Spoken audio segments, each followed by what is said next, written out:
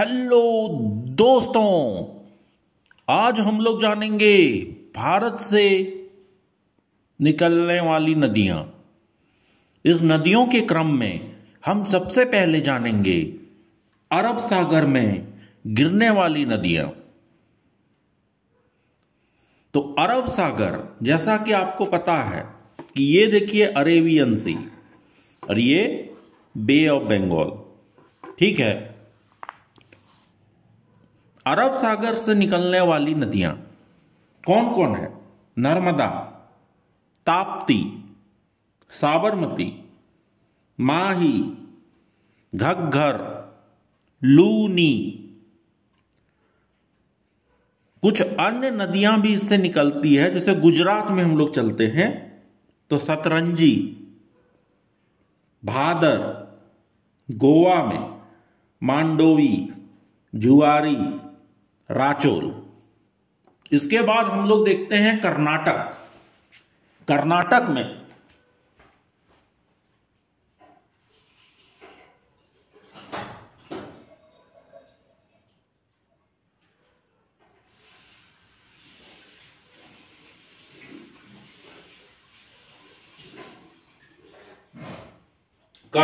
में काली नदी, बेड़ती, गंगावेली, शरावती, नेत्रवती। केरल में भरतपूजा, पेरियार और पांबा। अगर हम लोग नदियों की लंबाई के हिसाब से देखें तो सबसे लंबा नदी कौन सा है? बताइए।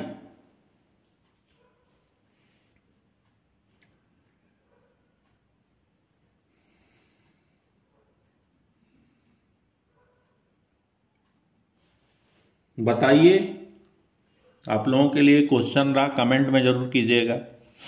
भारत की सबसे लंबी नदी। अब ठीक है, हम लोग अब लोकेशन इसका देखते हैं कि कहां से होता है।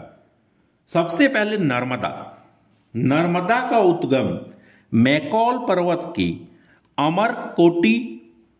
अमरकंटक चोटी से है, ठीक है। यहां से अब देखिए नर्मदा यहां से शुरू हुई है नर्मदा, और ये चल के ये कौन सा है? भारत का मध्य भाग, मतलब मध्य प्रदेश। इसके जस्ट ऊपर से देखिए ये कर्क रेखा गुजरती है यहां पे। ये नदी चलकर कहां पे आ गई है? तो यहां पे अरेबियन सी के कोना में यहां पे रुकती है। अरब सागर में गिरने वाली प्रायद्वीपीय भारत की यह सबसे बड़ी नदी है। यह आपको याद रखना है कि अरब सागर में गिरने वाली यह सबसे बड़ी नदी पूछा जाएगा तो कौन है? नर्मदा।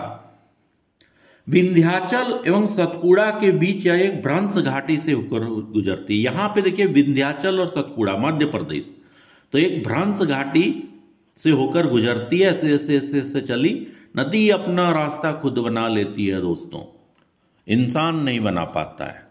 तो इंसान को नदी की तरह होना चाहिए कि अपना रास्ता बनाते रहे। ठहरे हुए जल में कीड़े लग जाते हैं, जबकि बहाव जिस जल में होता है वो शुद्ध होता है। इसीलिए जीवन में भी एक बहाव होना चाहिए। जबलपुर के पास यह धुआंधार जलप्रपात बनाती है। जबलपुर कहां पे है? मध्य प्रदेश। तो धुआंधार जलप्रपात बनाती है। धुआंधार बल्लेबाजी है ना। उसके बाद खाड़ी में गिरने से पहले यह ज्वार नदमुख बनाती है। मतलब यहां खाड़ी अरेबियन सागर से गिरने से पहले ज्वार नदमुख बनाती है। नर्मदा की प्रमुख सहायक नदियां कौन कौन है? इसके जो आने के क्रम में है ना, तो यहां पर बहुत दोस्ती भी करती है ये। ऐसा नहीं है कि तौबे एकला चलो रे, तौबे एकला चलो रे नहीं बोलता, हम दोस्ती भी करेंगे।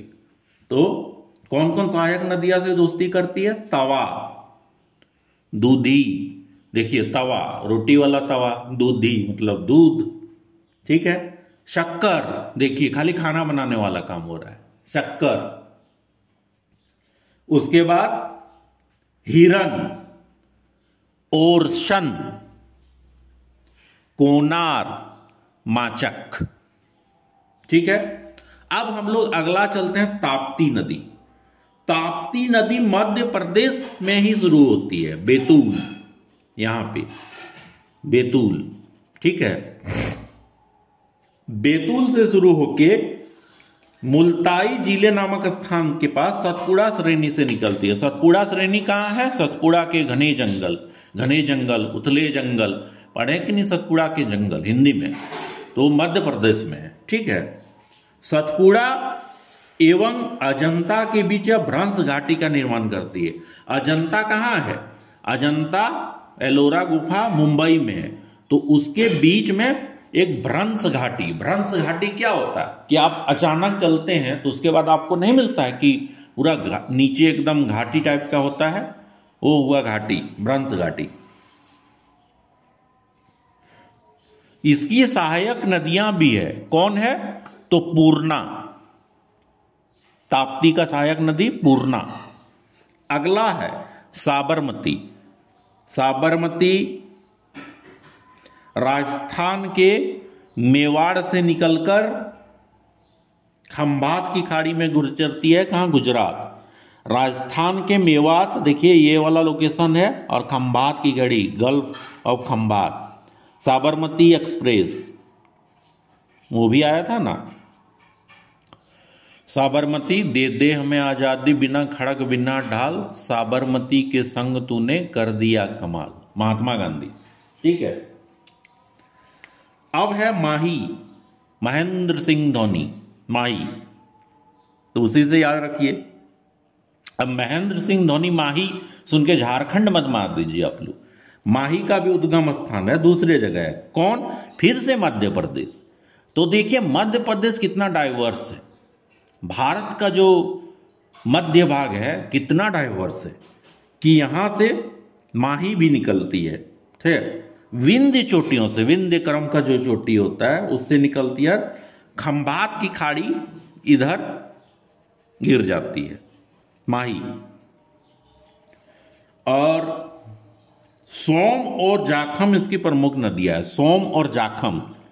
तो खंभात की खाड़ी से गल्फ ऑफ खंभात में ये वाला ऐसे एरिया। ठीक है, लोकेशन भी आप लोग मेंस के पर्पज से देख सकते हैं या फिर याद रखने के पर्पज से देख सकते हैं। इसके बाद है घग्गर। घग्गर या शिवालिक पहाड़ियों में शिमला के पास से निकलती है। शिवालिक पहाड़ियां शिमला कहां है? हिमाचल प्रदेश। घग्गर, घाघरा। उसके बाद ये ऐसे यू टर्न लेके इधर आती है। तो ये जो है घग्गर, हनुमानगढ़ राजस्थान के पास भटनेर में मरुस्थल में विलीन हो जाती है।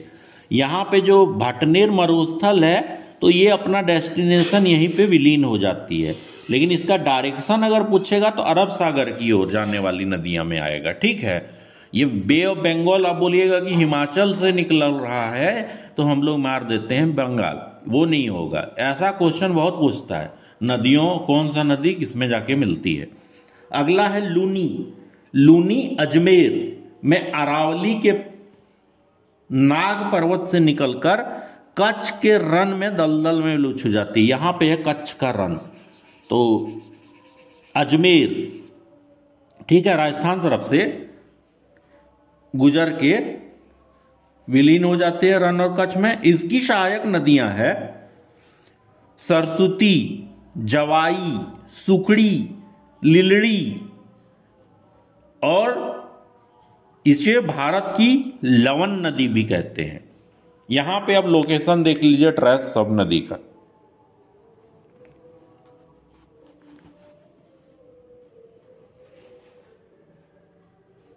तो ये था अरब सागर में मिलने वाली नदियों का क्रम। ठीक है,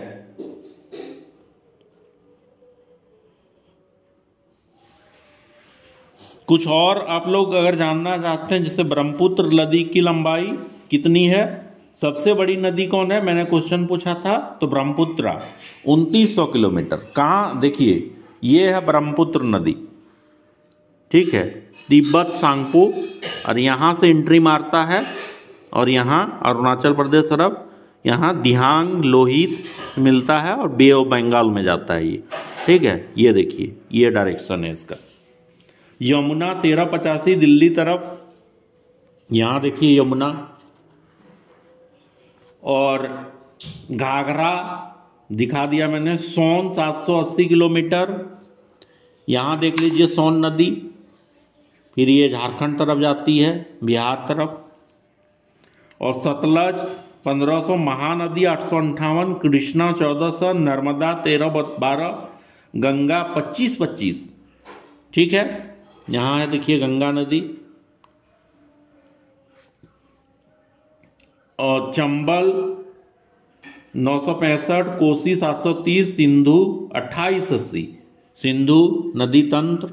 यहाँ पे आप आ जाइए पाकिस्तान इलाका में, यहाँ ये देखिए सिंधु कश्मीर में एंट्री, झेलम कश्मीर में एंट्री, चेनाब कश्मीर में एंट्री, रावी कश्मीर में एंट्री, सतलुज कश्मीर में एंट्री।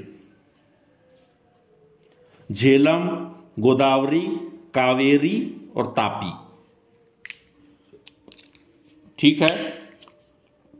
कोई भी प्रॉब्लम है तो कमेंट्स जरूर कीजिएगा। Thanks for watching.